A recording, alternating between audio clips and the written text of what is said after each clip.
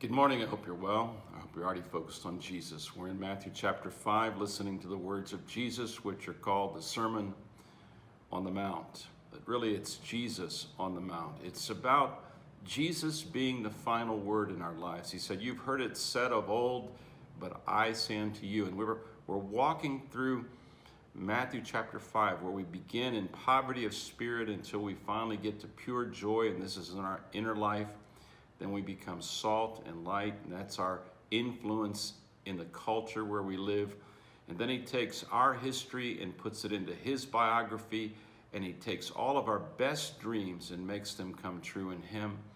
And then he calls on us to live the new morality, the new circumference of love. We live from the center of his love, which is in us, until the circumference of love is clearly manifested in our behavior. And we're watching as Jesus establishes this new circumference of love. And we're seeing how that he sets a brand new standard. And the only way this standard can be met is by his power within us as perfect love. As we have contact with his perfect love in us each day, he can sustain this circumference of love. And he gives us this word in verse 25 of Matthew chapter 5. Agree with your adversary quickly, while you are on the way with him, lest your adversary deliver you to the judge hand you over to the officer, and you be thrown into prison. Assuredly, I say to you, you will by no means get out of there till you have paid the last penny. You will not get out of there until you've paid the last penny. There are different systems at work in this world. There are different paradigms in this world. And the most popular paradigm among people who do not know Jesus, and even among people who do know Jesus, is the paradigm that says, I value being right above everything else. And so we throw ourselves into a conflict, and we find ourselves with an adversary, someone who doesn't agree with us, and someone who feels we have done them wrong or are going to do them wrong. And so we are on our way heading into a system of justice.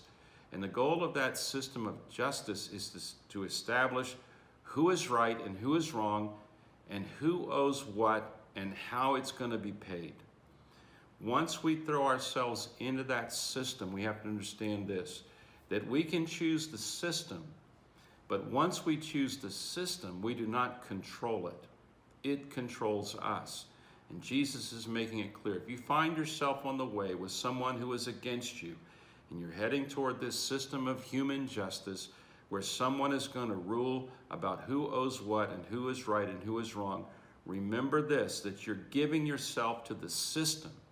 It's not about your adversary anymore. The system is now going to take control.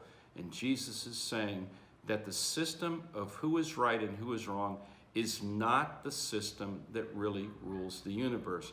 The system that rules the universe is not who is right and who is wrong, but who loves. And that's why he says to us that we are to agree with our adversary quickly so that we don't go into the wrong system.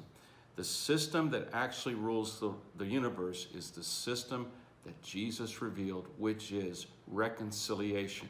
It is the spirit of Christianity to reconcile. It is the spirit of Jesus to forgive. And when I find myself moving toward this system of right and wrong, I must reject it, and I must choose Jesus above that system. This is a tough one for me. I like to be right, and I like to have power, and I like to know that I'm going to get what I deserve. But Jesus calls on me to make peace. I pray that you would make peace, and you would live these words of Jesus today. God bless you. Choose love. Don't go to court just to be right. Try to avoid it at all costs and make peace. Choose love, because love wins, and love is the true nature of the universe and the purpose of your life. God bless you. Love well today.